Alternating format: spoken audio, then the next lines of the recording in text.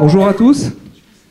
Donc, je m'appelle Vincent Lehmann et je suis, comme on vient de me le présenter, responsable du département Digital Marketing à ProCap Studio. J'ai choisi aujourd'hui de vous présenter un sujet qui me semble vraiment d'actualité. En tout cas, c'est quelque chose que j'ai l'habitude de traiter tous les jours dans le cadre de mon activité, qui est l'interaction que nous allons avoir entre deux canaux de promotion du search marketing, qui vont être le référencement naturel, donc le SEO, et le SEA. Donc quelques mots de présentation. Donc moi je travaille, donc, comme je l'ai déjà dit, à ProCap Studio depuis maintenant 12 ans. Je suis responsable d'un département dans lequel j'ai principalement la casquette de chef de projet. À côté de ça, donc chef de projet principalement sur des projets liés au référencement.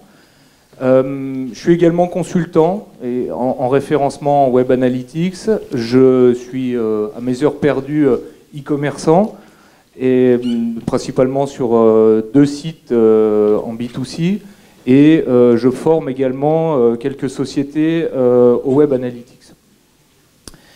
Donc pour rentrer dans le vif du sujet, de quoi parlons-nous? Référencement naturel, référencement payant.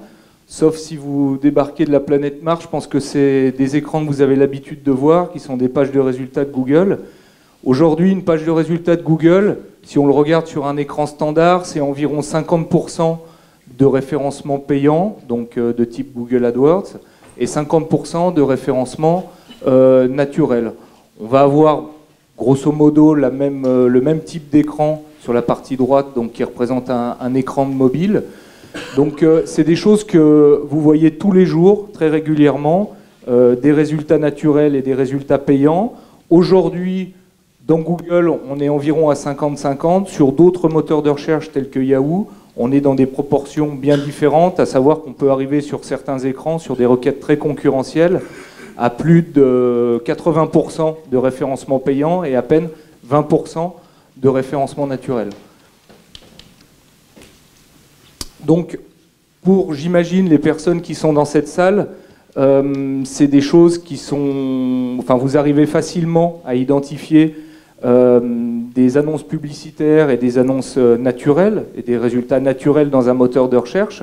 Une étude qui vient de sortir, qui a été réalisée en Grande-Bretagne, indique qu'à peine un internaute sur 2 fait la distinction entre des résultats publicitaires et résultats naturels. Faites le test autour de vous, demandez à des personnes qui surfent modérément sur Internet. Moi j'ai fait le test avec mes parents, c'est vrai que quand on les met devant une page de résultats de recherche, ils ne vont pas forcément très bien faire la différence entre du naturel et du payant. C'est quelque chose qu'ils soupçonnent, mais ils ne savent pas forcément tout ce qu'il va y avoir derrière. Donc d'où l'importance de bien travailler ces deux canaux de promotion et essayer justement de les faire interagir, parce que on pourrait trop souvent croire que c'est des choses qui sont totalement hermétiques, le naturel et le payant. En théorie, oui, mais en pratique, on va quand même voir qu'il y a quand même des interactions qui peuvent être faites entre ces deux moyens de promotion. Voilà. Une autre chose que je peux constater tous les jours dans mon travail, qui est en fait le fonctionnement, la vision en silo que mes clients ou parfois mes collègues peuvent avoir entre le référencement naturel et le référencement payant. Quand je dis une vision en silo, c'est-à-dire que les stratégies appliquées, le ciblage, les types de mots-clés qu'on va pouvoir utiliser sont bien souvent trop différents entre ce qu'on peut avoir en référencement naturel et référencement payant. Il va être de même également pour la mesure et le reporting. Je pense que c'est une erreur aujourd'hui de voir le référencement naturel complètement séparé du référencement payant et inversement. Donc d'où l'importance de bien comprendre les interactions qu'on va avoir dans ces deux modes de promotion pour essayer de les faire dialoguer et que chacun puisse avoir un impact sur l'autre. Voilà. Donc l'état des lieux rapide en termes de référencement naturel. On ne va pas passer énormément de temps sur cette partie-là, mais j'ai voulu quand même qu'on comprenne bien les forces en présence, à savoir par exemple le référencement naturel, les points positifs et points négatifs, et nous ferons exactement la même chose pour le référencement payant. Donc en termes de référencement naturel, les points que je trouve positifs dans ce mode de promotion, ça va être avant tout un trafic de qualité qui est principalement dû au fait que les internautes sont dans une démarche active. Autant vous pouvez être sur les réseaux sociaux, vous allez mettre des publicités qui vont être entre la photo de votre petit-neveu et celle de votre grand-mère, alors que le référencement naturel, vous êtes devant votre écran et vous allez vraiment taper une requête, donc vous êtes dans le cadre d'une démarche active. Vous allez chercher un crédit immobilier, vous allez chercher un lecteur MP3, vous allez chercher un produit ou un service, donc vous avez vraiment une volonté ou d'acheter ou d'obtenir des informations, ce qui à mon sens est quelque chose d'intéressant et qui va découler sur un trafic de qualité sur votre site web. Et on peut le voir d'ailleurs à travers les données analytics, bien souvent les personnes qui vont venir du référencement naturel sont celles qui vont rester le plus longtemps sur votre site, visiter un grand nombre de pages et avoir un taux de rebond relativement faible par rapport aux autres sources de trafic. Un investissement qui sera bien souvent durable, à savoir vous travaillez votre référencement naturel. Si demain vous virez votre référenceur, votre trafic ne va pas s'écrouler du jour au lendemain. S'il a plutôt bien fait son travail, normalement vous allez quand même avoir un trafic relativement régulier, même si celui-ci, s'il n'est pas forcément entretenu, va finir par doucement régresser. Des supports variés, un bon positionnement naturel vous assure d'être positionné sur mobile, sur desktop, sur tablette, et des dépenses relativement limitées. Quand on compare le coût d'un référenceur qui va travailler sur du naturel par rapport à du payant, sur lequel on va plutôt alimenter Google, engraisser Google, on est quand même sur des dépenses qui sont relativement limitées. Voilà pour les points positifs. En point négatif, on est quand même sur des stratégies long terme. Entre le moment où on définit une stratégie, qu'on l'applique et les premiers résultats, c'est pas mal de temps, quelques semaines au mieux, souvent quelques mois, voire même quelques années qui vont s'écouler. Des risques de pénalité. On n'est pas à l'abri d'une pénalité qui vous tombe dessus pour diverses raisons qui pourraient être argumentées, mais c'est vrai qu'il y a quand même des risques de pénalité en référencement naturel, ce que vous n'avez pas en référencement payant. Peu de visibilité sur les mots-clés qui sont utilisés par les internautes pour arriver sur votre site. Beaucoup de concurrence aujourd'hui. Qui ne fait pas du référencement naturel, en tout cas, peu de personnes, après avec plus ou moins de réussite, mais tout le monde s'y met, tout le monde en fait. Et le principe de ce que j'appelle la cible en mouvement, à savoir que moi j'ai souvent l'impression d'avoir un fusil et d'essayer de viser une cible qui change sans arrêt, à savoir que les algorithmes sont très dynamiques, changent beaucoup. On a vu quelques critères tout à l'heure qui ont été présentés. Malgré tout, c'est des critères qui sont toujours les mêmes, mais qui, dans les paramètres, changent assez régulièrement tout de même. Pour la partie référencement payant, les points positifs sont la flexibilité, des cycles courts. Vous mettez en place une campagne aujourd'hui, vous pouvez déjà, dans une semaine, tirer les premières conclusions, ne serait-ce qu'en termes de trafic, en termes de popularité de mots-clés ou de conversion. Des budgets qui vont être maîtrisés et une visibilité garantie. En point négatif, on peut lister la dépendance qu'on va avoir vis-à-vis, en l'occurrence, de Google. Si vous payez des AdWords, si vous arrêtez du jour au lendemain, c'est comme si vous coupez une vanne. Vous serez directement totalement invisible.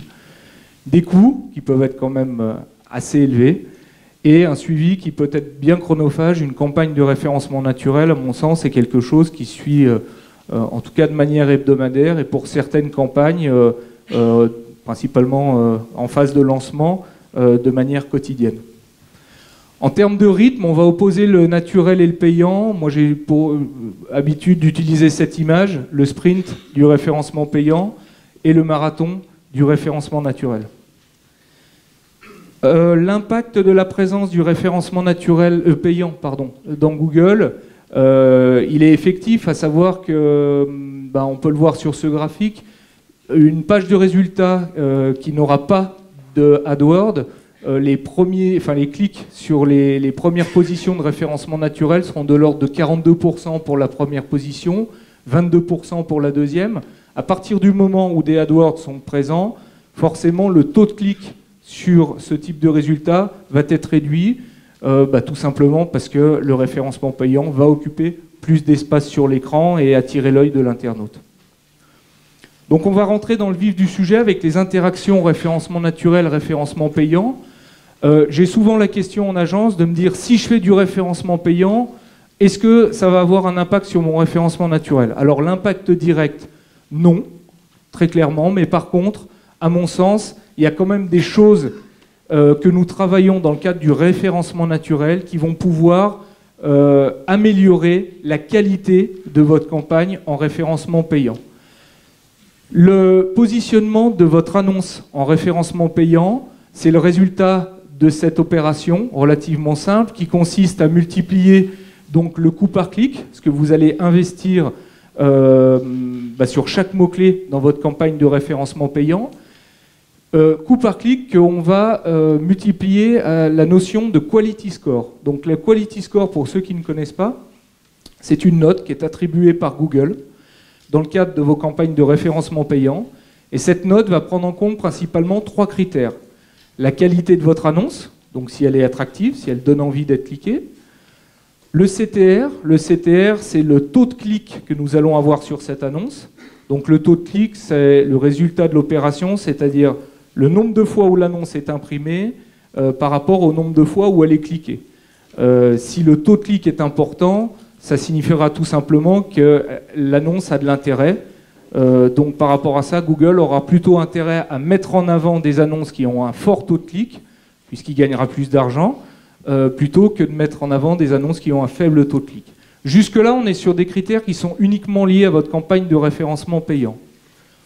Mais il faut quand même prendre en compte la qualité de votre page d'atterrissage. Bien souvent, une campagne de référencement payant, on va uniquement la penser autour de la console Google AdWords. Mais il faut quand même aller un petit peu plus loin et regarder où est-ce que vous emmenez vos internautes. La page d'atterrissage, pour qu'elle soit de qualité, à mon sens, il faut qu'elle respecte des critères qui sont des critères justement qui vont être en lien avec le SEO de votre site. C'est un exemple, c'est ce site sur lequel je travaille donc à ProCap Studio, sur lequel nous avons travaillé les URL, les titres, la structure du site, les textes, le temps de chargement, le maillage. Ce sont de multiples critères qui nous aident avant tout en SEO et qui font que des personnes vont atterrir sur cette page grâce à des requêtes très ciblées, mais qui vont également avoir un impact sur notre campagne de référencement payant, puisque cette page, les mots-clés qui sont liés à cette page ont un quality score qui est de 10, ce qui va nous permettre en fait de payer le clic des mots-clés qui sont liés à cette page beaucoup moins cher que si je n'avais pas travaillé cette page-là. Pour vous expliquer la manière dont le quality score fonctionne, donc de nouveau, je rappelle, c'est une note qui est vraiment arbitrairement donnée par Google. C'est une note que vous pouvez vous-même voir dans vos consoles AdWords en ajoutant en fait la colonne Quality Score dans l'onglet Keyword de votre console. Donc pour chacun des mots-clés sur lesquels vous allez travailler, vous allez avoir affiché le Quality Score correspondant. Sur cette campagne-là, nous avons d'excellents Quality Scores. Malheureusement, vous ne pouvez pas très bien voir, mais 10 sur 10, 9 sur 10, etc. 7 sur 10. Ce qui signifie que Google va nous attribuer une sorte de bonus sur le prix au clic et faire que nous allons payer moins cher nos clics. Donc c'est un avantage du côté du référencement payant, puisque vous allez dépenser moins d'argent et avoir une bonne visibilité, et c'est aussi un avantage du côté du référencement naturel, puisque vous avez des pages de qualité qui peuvent également attirer un trafic organique. Maintenant, l'influence du référencement naturel sur le référencement payant, on peut par exemple le voir dans le cadre d'une campagne de retargeting. Campagne de retargeting, donc le principe étant en fait d'apporter, pour avoir une bonne campagne de retargeting, c'est rappeler des gens qui sont déjà venus sur votre site web. Et pour qu'ils reviennent, il faut déjà qu'ils soient venus une fois. Donc nous, notre préconisation en fait, c'est de développer votre SEO de manière à ce qu'il y ait une première approche, une personne puisse déjà découvrir votre site, donc développer votre SEO principalement autour des critères que l'on connaît, qui sont le contenu, la technique et le netlinking, mais principalement autour du contenu informationnel, donc qui peut être à travers votre blog, à travers vos fiches produits si vous avez un site e-commerce. Les personnes vont découvrir le site, pas forcément réaliser une transaction, une conversion la première fois, mais à travers une campagne de retargeting, on va pouvoir rattraper ces personnes, les retrouver et peut-être à des fins de conversion. Donc j'ai pour habitude de dire en fait que le SEA pour moi est également un super laboratoire, à savoir qu'on peut réaliser des tests en référencement payant qui vont avoir un impact sur votre référencement naturel. Donc de nouveau la notion d'influence du naturel sur le payant. En effet, concentrer ses efforts sur des expressions efficaces en SEA de manière à pouvoir les appliquer en SEO. Vous mettez en place votre campagne de référencement payant sur des requêtes relativement larges. Vous laissez tourner votre campagne et au bout d'un certain temps, vous allez pouvoir tirer ce genre de rapport à travers un rapport personnalisé dans Google Analytics qui va vous permettre de comprendre pour des requêtes données quelles sont les requêtes qui auront réalisé des conversions. C'est quand même ce qui va nous intéresser au final. Et ces conversions, on va pouvoir les voir de manière très claire, c'est-à-dire je vais pouvoir connaître le mot-clé exact qui m'a amené une transaction, qui m'a amené une conversion. Et de cette requête-là, je vais tout simplement pouvoir la travailler, l'appliquer dans le cadre de ma stratégie de référencement naturel. Donc c'est un véritable gain de temps que nous allons avoir entre le référencement payant appliqué au référencement naturel. Je vous conseillerais de lier vos outils Google de manière, de nouveau, à avoir une vision d'ensemble et non pas une vision en silo, référencement naturel, référencement payant. Un des exemples de liens d'outils Google, ça va être pour faire le pont entre le naturel et le payant, sera de lier votre compte AdWords et votre Google Search Console, donc ancien nom Google Webmaster Tool, de manière à avoir des informations parallèles pour chacune des expressions qui ont été utilisées par les internautes pour arriver sur votre site. Vous allez avoir des informations parallèles qui vont vous permettre de nouveau de faire les bons choix et de choisir les bons mots-clés. Un autre exemple de lien entre des outils Google va être le lien entre Google Analytics et Google AdWords, de manière, comme on en a parlé tout à l'heure, à pouvoir avoir un remarketing performant entre votre trafic SEO qui va être rattrapé grâce à votre campagne AdWords et votre campagne de retargeting. Et inversement, le fait de lier Analytics et AdWords va vous permettre d'avoir un listing de mots-clés à l'intérieur de Google Analytics de vos mots-clés AdWords très précis et également une très bonne vision multicanal.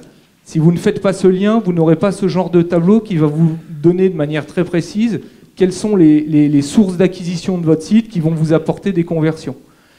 Là, on peut le voir pour ce site-là, on a le trafic direct, le trafic payant, on a des accès Google organiques, on a vraiment une vision d'ensemble qui n'est pas altérée du fait qu'on n'aurait pas lié tout simplement ces deux comptes. Donc c'est deux opérations lier ces comptes qui prennent très peu de temps, mais qui au final, dans la vision d'ensemble de votre site web, vont beaucoup vous aider. Je vous conseillerais également d'aller analyser la vision, l'attribution par source dans Google Analytics. Donc ça se trouve dans la partie entonnoir multicanaux vue d'ensemble, sur lequel vous allez pouvoir voir les conversions qui ont été faites depuis le naturel, depuis le payant, mais également les conversions qui auront combiné les deux. À savoir que dans les conversions réalisées sur votre site, c'est des conversions qui peuvent être faites en plusieurs étapes, en plusieurs visites. Une personne peut venir dans un premier temps à travers un lien commercial. D'ailleurs, lien commercial qui est bien souvent lié à la découverte d'un produit. Et ensuite, vous allez avoir une finalisation de vente qui va se faire à travers du référencement naturel. Donc, de nouveau, le pont entre ces deux modes de promotion est clairement affiché dans votre compte Google Analytics et peut-être intéressant à analyser. Toujours dans la synergie référencement naturel, référencement payant, une proposition de processus. Alors, plus à appliquer, je dirais, dans le cadre de lancement d'une stratégie globale SIM. Ma proposition serait de définir une stratégie globale autant en référencement naturel et payant, mais en tout cas le faire au même moment, en même temps, avec cette vision d'ensemble. Ensuite, lancer une campagne de référencement payant à travers mots-clés, annonces et pages d'atterrissage. Analyser les résultats de cette campagne payante pour pouvoir appliquer ces résultats sur la stratégie de référencement naturel qui sera elle-même développée et par la suite analysée de manière globale dans une phase de reporting. Si vos moyens le permettent, continuez de faire du référencement payant en parallèle de la campagne de référencement naturel. Si ce n'est pas possible, tirez un maximum d'enseignements de cette campagne de référencement payant pour l'appliquer sur votre naturel. Depuis quelques semaines, je ne sais pas si vous avez vu cette évolution dans les pages de résultats de Google. il y a eu une mini-révolution dans le domaine du référencement payant qui est la suivante, à savoir qu'avant, vous aviez 3 résultats payants et ensuite le reste en colonne de droite. Aujourd'hui, nous avons ce type d'écran avec 4 résultats au lieu de 3 dans ce qu'on appelle la zone premium, c'est-à-dire sur le haut de l'écran, et ensuite des résultats naturels. Plus de résultats AdWords en colonne de droite, la colonne de droite étant encore utilisée pour quelques exceptions, par exemple Google Shopping, et également des fiches Google Business. Alors l'impact de ce changement en termes de référencement est le suivant. Sur des requêtes hors marque et marque, c'est une étude qui a été parue sur le journal du net qui est assez intéressante. On a pu voir que sur les requêtes hors marque, on avait une baisse du taux de clic sur la première position et on avait une hausse du taux de clic sur les positions 2, 3 et 4. Position 4 qui avant était en colonne de droite et qui maintenant est passée en zone premium, donc en zone centrale d'écran. Et sur les requêtes liées à la marque, on est également sur une hausse du taux de clic, mais pour le coup sur vraiment toutes les positions. Alors, point important, pour le moment, mais je pense que c'est de courte durée, on n'a pas encore vu de réelle évolution sur le coût par clic, même si je pense qu'il va être amené à changer. Je pense que c'est tout simplement des annonceurs qui n'ont pas forcément très bien encore réagi à ce changement structurel, mais c'est des choses qui vont être faites. Alors c'est un impact à relativiser car 92% des impressions SEA réalisées concernaient une impression comprise entre la position 1 et la position 3. Donc pour le moment, on va encore laisser le temps aux internautes de s'habituer à cette modification et on verra le réel impact d'ici quelques mois. Donc conclusion de ce changement, les 4 premières annonces AdWords génèrent davantage de clics que précédemment. Concurrence sur AdWords va être plus poussée car les entreprises voudront se positionner dans les 4 premiers résultats. Forcément, on va avoir un petit peu moins de place, donc la concurrence va être plus élevée. Et certains annonceurs vont perdre en visibilité puisqu'on va passer de 11 annonces affichées à seulement 7. Donc, surveillez vos CPC, mais il y a de grandes chances qu'ils deviennent assez élevés. 2 questions qui me sont souvent posées dans le cadre de mon activité. La première, est-ce que je peux utiliser la marque d'un concurrent comme mot-clé dans Google AdWords? Est-ce légal ou pas? Ça, c'est une question qui revient souvent. C'est un cas particulier que j'ai eu d'ailleurs avec un client pour lequel un des concurrents se fait un malin plaisir à venir piquer son marketing en achetant tout simplement son mot-clé. Je pense que vous êtes tous posé la question à un moment ou à un autre. La réponse de la légalité, c'est la suivante, c'est que l'arrêt du tribunal de Turgovie en Suisse a conclu que c'était quelque chose qui était légal, qui était faisable. Donc pour être très précis, vous pouvez acheter le mot-clé de votre concurrent, donc le nom de la marque de votre concurrent dans votre campagne Google AdWords. Par contre, vous ne pouvez pas faire apparaître le nom de votre concurrent dans votre annonce. Voilà. Et pour avoir essayé, parce que voilà, faut forcément essayer, c'est souvent des campagnes qui sont très rentables et qui marchent très bien. Voilà. Après, à discuter avec vos clients s'ils sont d'accord pour le faire ou pas. Moi, je le fais pas systématiquement, je le fais d'ailleurs même assez rarement. Je le fais plutôt à la demande du client. Je le fais légalement, puisque voilà, vous voyez l'arrêt. Mais en tout cas, c'est quelque chose qui est assez borderline, mais qui au final peut être assez rentable. Et dernière question que j'ai souvent, qui est en fait la question de l'achat de ma propre marque dans AdWords. De nouveau, un client qui a pu le faire, donc il était présent, qui est quand même la moindre des choses, en référencement naturel sur le nom de sa marque. Il a choisi d'acheter sa marque également en référencement payant. Avantage ou inconvénient? Bon, inconvénient, ça va vous coûter de l'argent, voilà, ça c'est clair. Par contre, les avantages, c'est le doublement de votre présence, l'amélioration du quality score, puisque le taux de clic sur cette annonce sera très fort. On évite aux concurrents de venir parasiter, on en parlait juste avant, et on est sur des CPC qui sont relativement faibles. Donc moi, je vous conseillerais quand même de le faire. Au final, c'est quand même quelque chose qui est intéressant, et qui peut être d'autant plus intéressant si vous avez la possibilité de mettre en avant des promotions commerciales à travers justement ce Google AdWords, sur lequel vous pouvez vraiment utiliser toutes les extensions offertes par Google. C'est le cas par exemple des 3 Suisses, qui va mettre en avant en période de solde le montant le pourcentage de solde qu'il va mettre en avant, qui est quand même assez impactant, qui va pouvoir choisir le texte de son annonce et mettre des liens directs vers les pages qui vont concerner les soldes. Voilà. Je vous remercie. Si vous avez des questions, je vous invite à me les poser. Vous pouvez toujours me contacter par email. Voilà. Merci beaucoup.